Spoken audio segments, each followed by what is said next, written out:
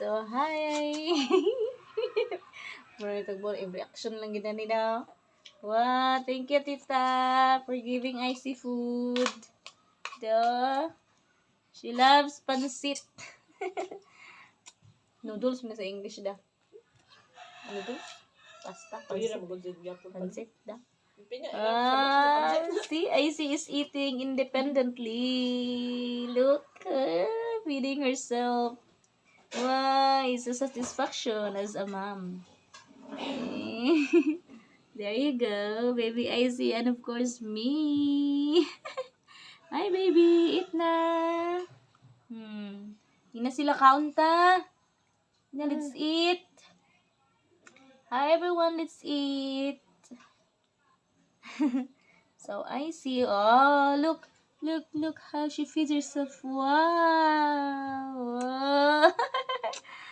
So, thank you so much. Baby Icy is showing a great improvement from the day that she has taken Canadian what's that juice.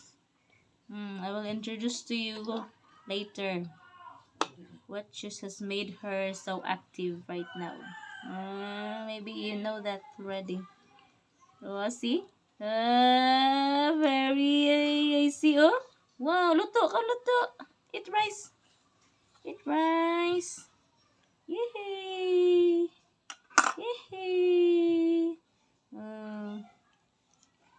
If you could see how baby Icy changes. There are a lot of changes that happened from the very beginning until now.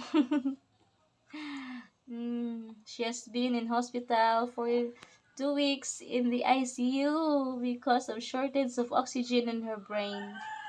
And now look, baby Aishi improves very well.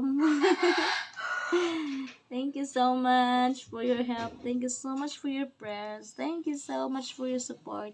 Thank you for your love for baby Icy. Thank you very much.